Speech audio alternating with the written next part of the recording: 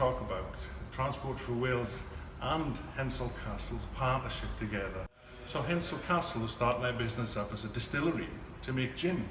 Unfortunately, the impact of the COVID virus meant that they couldn't do that and couldn't distribute it around the country.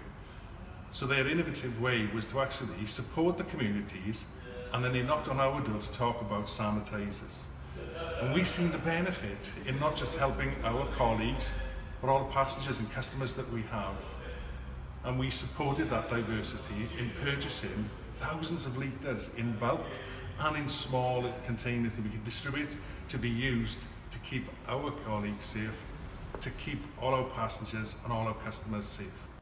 By working with local partners, we can actually reduce the amount of travel and transportation that we're using, the number of units that have to be distributed across the way. We can actually do on our own trains with our own people as well. So we're really proud to work in our community for safety and for sustainability.